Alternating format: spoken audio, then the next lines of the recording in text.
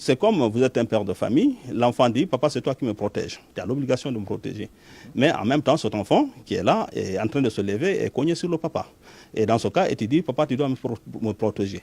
Qui doit protéger les libertés au sein de notre pays? C'est bien l'État, qui sont représentés ici par les forces de l'ordre. Mais lorsqu'on arme ces jeunes avec des pierres et autre chose, pour aller s'attaquer frontalement, et tuer si possible ceux qui sont là pour vous protéger, comment allez-vous être protégé? D'accord. Voilà. Ça, c'est votre lecture des faits. On a armé des jeunes et pour s'attaquer aux forces de l'ordre, c'est ça? C'est des amours qui naissent entre ces jeunes qui, quand même, sont des citoyens et les forces de sécurité. Ça ne vous inquiète pas, vous, en tant que parti au pouvoir? Ça me peine, surtout en tant que citoyen, en tant que Guinéen, surtout. Parce qu'après tout, c'est ce qui reste. Les partis changent au fil du temps, le régime change au fil du temps. Mais ce qui est fondamental, effectivement, c'est cette relation apaisée qui devrait exister, cette confiance qui devrait exister entre tous les citoyens et leurs forces de l'ordre. Est-ce qu'il n'y a pas un sentiment de manque de justice? Parce que quand toutes ces personnes qui sont décédées, pour lesquelles il n'y a pas eu encore justice, c'est aussi regrettable, M. Hadi, n'est-ce pas? C'est tout à fait regrettable. Mais je crois que tous ceux qui sont morts, le procureur a été saisi et que la justice, naturellement, est généralement lente. Si aujourd'hui, si vous vous intéressez à ce qui se passe, par exemple, en France ou aux États-Unis, il y a des meurtres, il y a eu des meurtres, il y a eu des assassinats dans les années 70, 90, les années 2000, jusqu'à présent, malgré le développement de cette démocratie. L'argument là ne tient pas. Non, ça ne tient pas. Non, mais M. Hadi, non, cet argument ne tient pas, parce que je peux vous donner une illustration. 103 personnes, 103 manifestants sont décédés, il n'y a eu aucun suspect, ou peut-être à la rigueur un policier qui est encore en prison. Et un policier est tué à Wanindara. 2 jours après, 25 personnes sont arrêtées et traduites devant la justice. Vous pensez qu'il y a une justice équitable à ce niveau? Bon, une fois encore, c'est très facile à dire ça comme ça. Non, ce sont des remarques, ce sont des constats, on l'a constaté.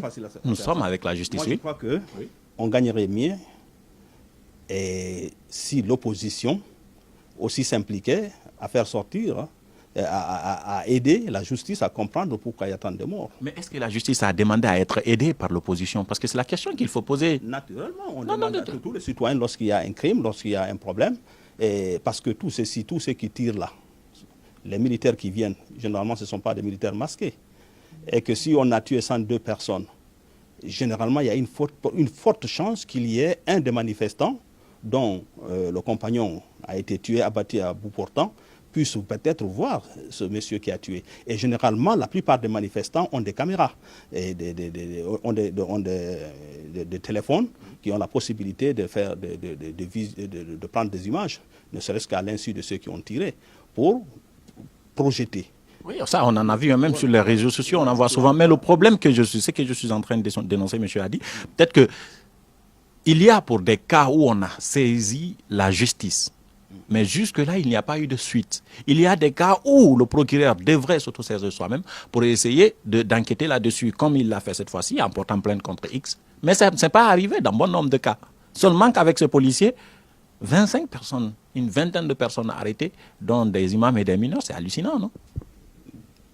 Cette fois-ci, peut-être on a eu beaucoup plus de chance. Et ce que je peux demander... C'est comme ça vous expliquez ça, franchement? Non, attendez. Attendez. La chance, c'est ce que c'est... Alors, c'est pas possible. Comment ça se fait qu'il y ait 103 personnes tuées? Depuis 2012. Depuis 2012. Oui.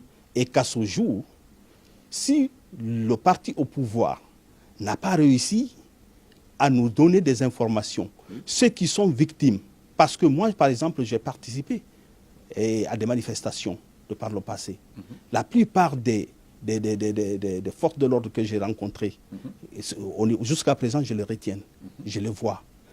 Ce serait bien que les opposants, les jeunes qui participent, essayent de regarder et essayer de comprendre et essayer de dénoncer et de mettre à la disposition de la loi. Vous ne croyez pas qu'ils l'ont fait? J'ai l'impression que vous ne me comprenez pas. Ils l'ont fait, justement. Parce qu'il y en a même l'opposition a porté plainte à un moment donné, même au niveau de la justice. Ce qui fait aujourd'hui qu'on ne fait même plus confiance à la justice parce que la justice ne bouge pas.